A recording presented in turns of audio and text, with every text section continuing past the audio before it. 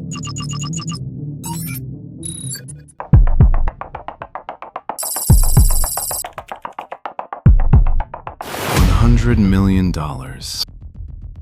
That's how much America burned. Deliberately, to bring one man home from a mountain in Iran.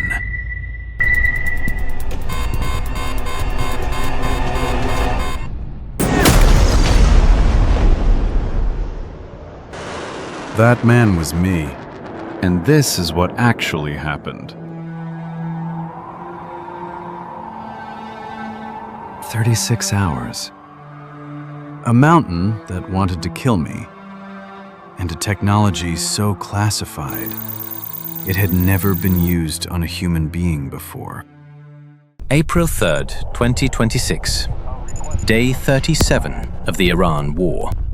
A conflict the Pentagon had codenamed Operation Epic Fury. At RAF Lakenheath in Suffolk, England, the 494th Fighter Squadron prepared a routine deep strike mission. Their target, 300 miles inside Iranian airspace.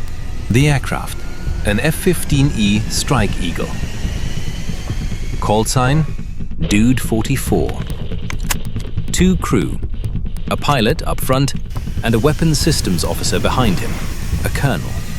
Dude 44, cleared for takeoff. US forces had spent 5 weeks systematically dismantling Iran's air defense network. The skies, commanders believed, were controlled. They were almost right.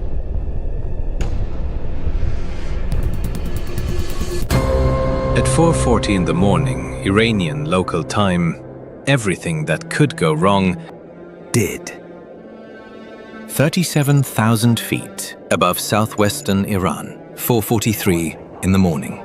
The mission was Deep Strike, 300 miles inside Iranian airspace. Dude 44 had completed the target run. They were turning for home. Below them, an Iranian soldier, on the ground, holding a shoulder-fired MANPADS missile. Waiting. Not a radar system, not a coordinated battery. One man, one missile. A single moment of luck, pointed at $80 million worth of aircraft. In the cockpit, the WSO had approximately 1.4 seconds before the aircraft became unrecoverable.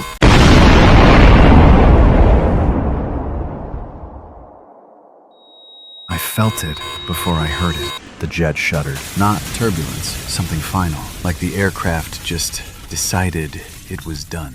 The ejection sequence fires. Works at 0 altitude, 0 airspeed. But at 37,000 feet, catastrophic. Pull, brace, fire. And then there's no jet anymore. The cold was the first thing I actually felt, not the pain. His pilot, Dude 44 Alpha, had also ejected. But they would not land together. 2 airmen, 2 parachutes.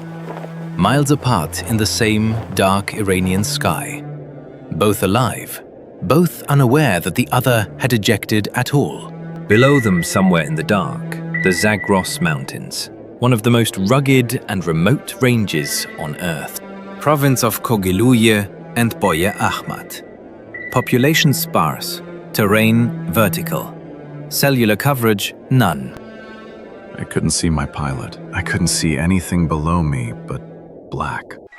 Within 60 seconds of the ejection, an automated distress signal had reached U.S. Central Command Headquarters in Tampa, Florida, 7,000 miles away. At the same moment in Tehran, the Islamic Revolutionary Guard Corps was already mobilizing. They knew an American aircraft had gone down. They wanted the crew alive. My parachute was carrying me east, away from where my jet went down, away from anything familiar. Iran offered a bounty, $60,000 US, for information leading to the capture of the downed aviators. In the mountain villages below the Bakhtiari nomads, traditionally armed, I could see lights below. They weren't friendly. he was about to land.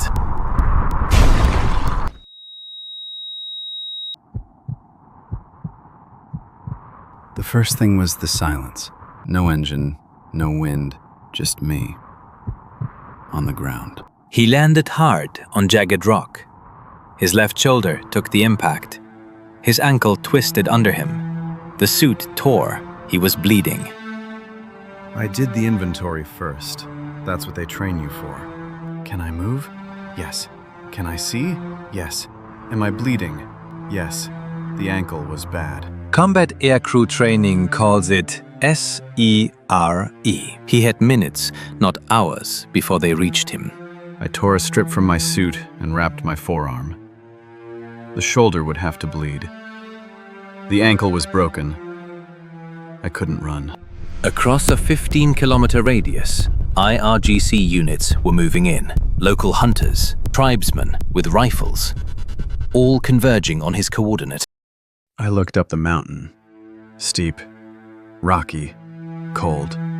Everywhere they would never expect a man with a broken ankle to climb. So I climbed. Standard evasion doctrine. Go where they cannot follow, up steep terrain, onto exposed ridges, toward the kind of ground a hunting party avoids. He moved slowly. With a broken ankle and a torn shoulder, every step was a calculation. Energy versus distance versus the cold versus the time he had left. I stopped counting steps. I started counting breaths. Then I stopped counting those too.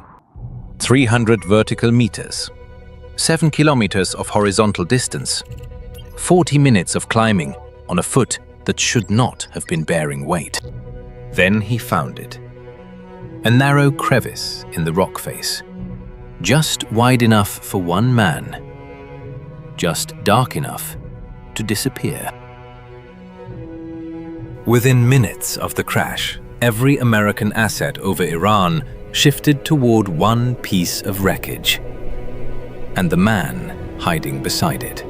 2 MQ-9 Reapers were rerouted from Iraq, 1,200 miles of endurance, 4 Hellfire missiles, eyes that never blink.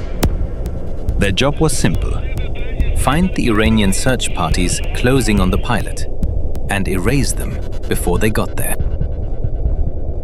22 miles north, infrared pickup, a Toyota pickup, 6 fighters climbing the ridge toward him.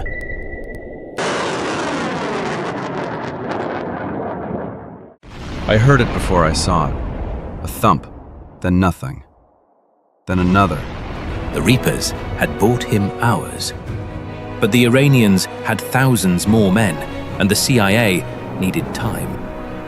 What the pilot never knew, hiding in that crevice, was that a second war was already being fought for him. CIA officers in Virginia were feeding the Iranians false intelligence, pointing their search parties in 3 wrong directions at once. A fake distress beacon 60 miles south, a planted source in Tabriz, a staged radio call from a valley he was never in. Iranian Revolutionary Guard battalions were peeling off in every direction, chasing ghosts, chasing a man who was never there. But every deception has a half-life. The fake leads would hold for hours, not longer. I kept hearing engines in the distance, trucks going the wrong way. At the time, I didn't understand why. The CIA had bought him time. Not safety, not rescue, just time. And he would need every second of the next 36 hours. 36 hours, the longest stretch of his life. Crammed into a slot of rock smaller than a closet. The first day was bearable. By the second night, I started counting my own heartbeats to stay sane. By middle, I heard their boots on the rocks above me. I heard them talking. I told myself one thing: don't breathe. Don't breathe. Don't breathe. The water ran out around hour 20. The cold came in waves. I started seeing things that weren't there. At 0317 local time, an IRGC search team came within 200 meters of his position, then stopped. I knew I had to move. Sooner or later, I had to signal someone. or I would die in there. As 40,000 square miles of mountain, 2,000 enemy soldiers. The math should have been impossible. I made my choice. I climbed out of the crevice. I raised the beacon. I knew the Iranians might find me first. What he didn't know, the CIA was deploying a tool that had never been used in combat. Ghost murmur. A quantum sensor that detects the electromagnetic signature of a human heart.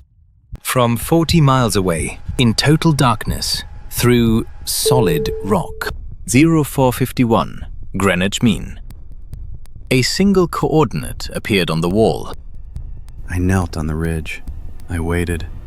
I didn't know I'd already been found. While the pilot waited, 155 aircraft were already moving.